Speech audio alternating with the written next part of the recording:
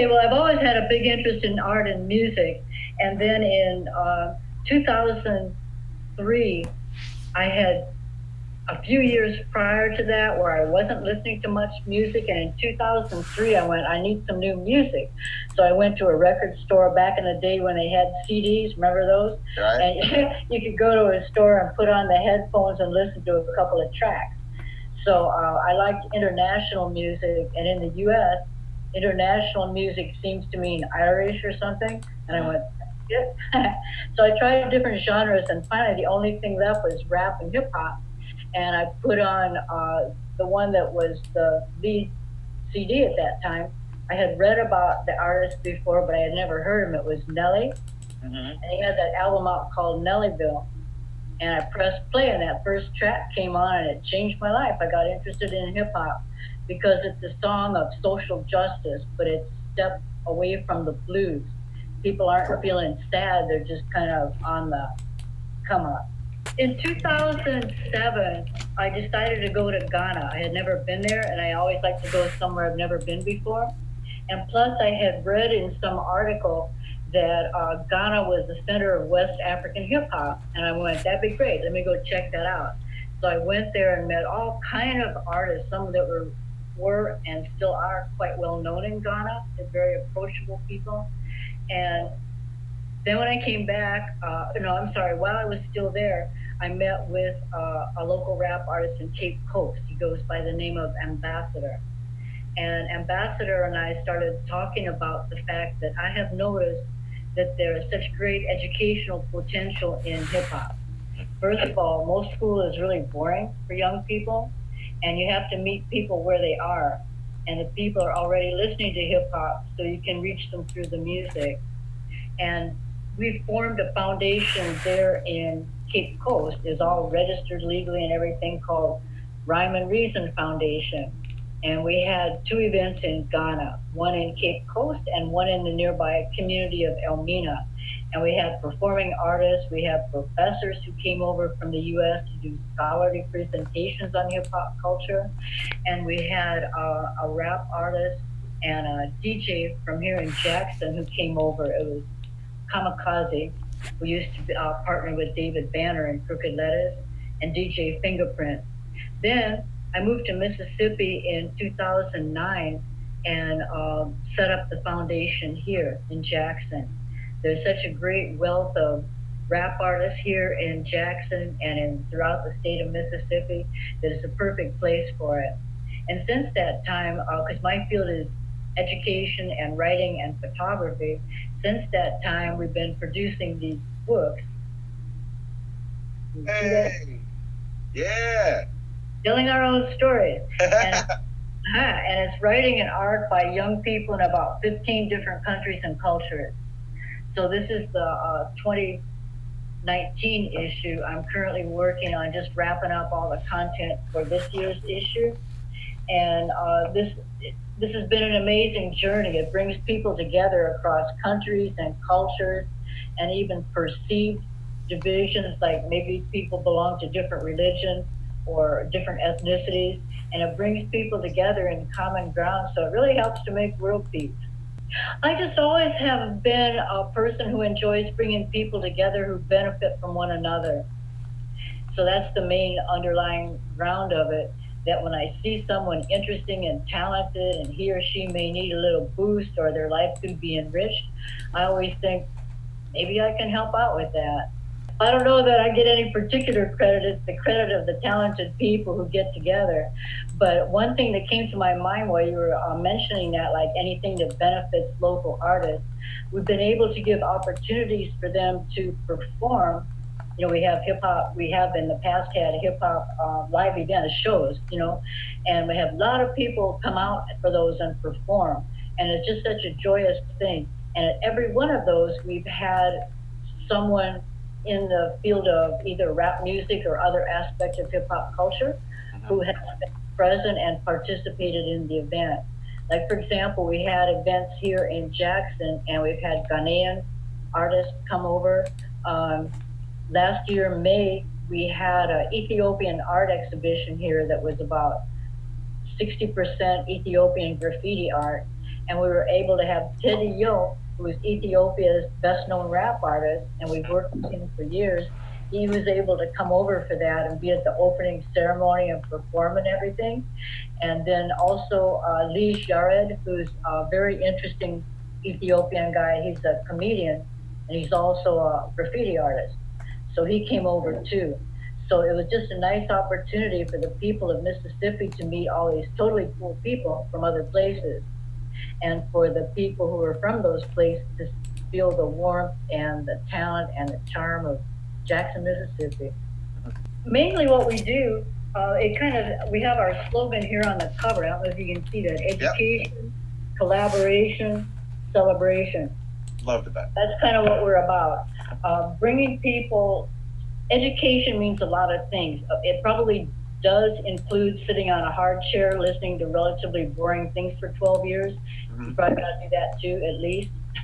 But it also, that's only the start. When you, at your commencement ceremony, that's when your life begins.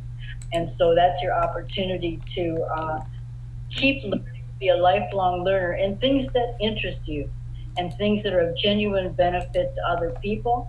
Because we've pretty much found that the things that you do for other people, that's what really gives yourself joy. And people to, for example, like when I worked in Ethiopia, I was working at a college in the city of Awassa, and I was able to help a couple of young graffiti artists get started up. One guy said, "Oh, I had never heard of it or seen it, but as soon as I saw it, because I was like showing young people YouTube videos of graffiti art and American rappers, and trying to build connection with them, see what their interests were." Right. So we got permission from the dean for him to paint the entire backdrop of the stage that said "Telling Our Own Stories" in beautiful graffiti art. And then we had a hip hop performance show there with young local artists. Most were still in high school. They rapped entirely in English.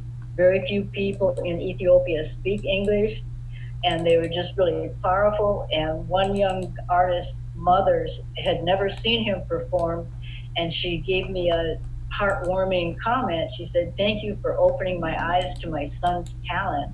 And so that particular show was free, and some of the performers were little kids from a very, very poor neighborhood, the oldest and poorest part of the city, so genuinely the hood, and a lot of AIDS orphans and bright, talented, cool, self-confident kids.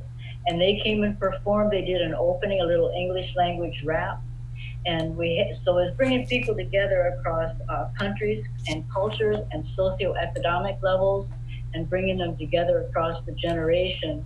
And we had a really good turnout. There were approximately 2,000 people who came to that show.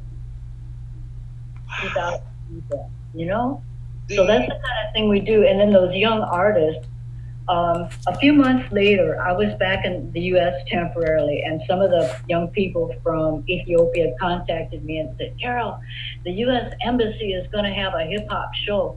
Can you see if we can be involved in it?" So, of course. And so I contacted the embassy, and they said, "Oh, well, this is on a high level because we have, we'd have to see the caliber of the artist. And because these are professional people coming from the U.S., Yeah. some U.S. Embassy goodwill thing of bringing rap artists from the U.S. and Right. sending them to different countries." So in the meantime, our young artists had performed on the same stage with Teddy Yo, that famous artist whom I mentioned earlier, in Awassa, because Teddy was really good. He came there to meet with that really poor school and to work with kids and give out school supplies to them. He's a really good person. So this is another way we bring people together through hip hop, that hip hop participate. And so then the next thing was that the U.S. Embassy said, "Oh, do you think you could get Teddy Yo to perform?" I said, "Maybe." So he came out and performed and brought these other rappers that go real hard called Jungle Crew. They're really good. And then, so they also performed with 5 young people from Awassa, including one street boy from that really poor school. was a good hip hop dancer. That's how he survived on the streets.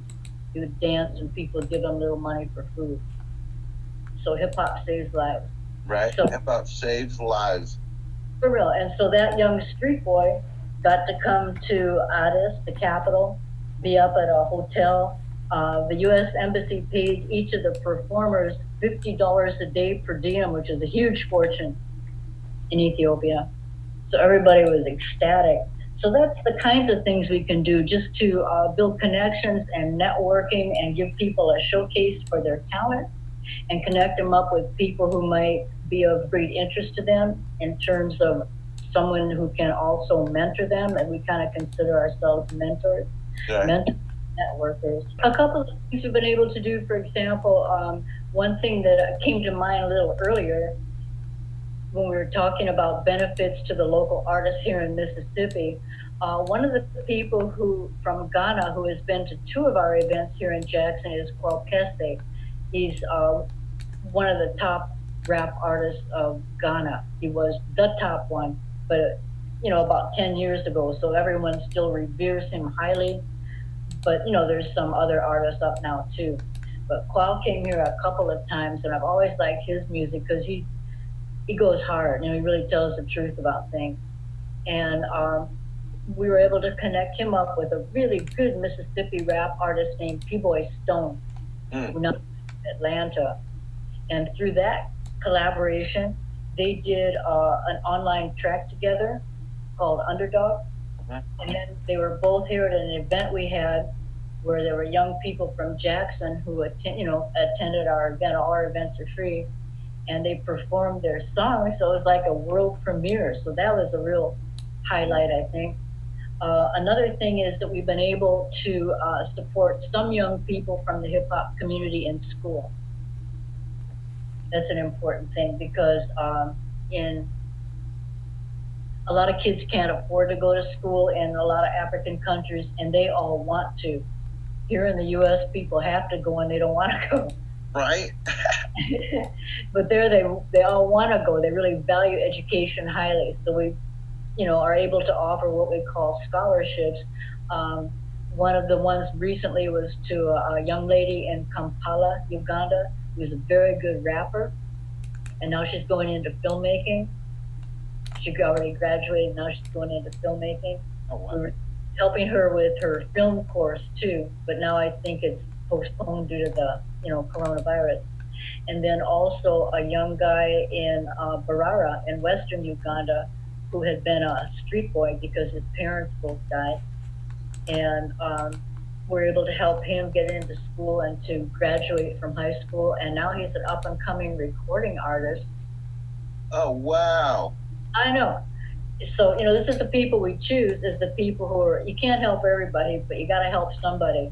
So we picked some people who are in the hip hop community. That's our focus. So we need to stick together. That's our family, right? Okay, Carol O'Connor, my name, Oconnor, on Facebook and Instagram.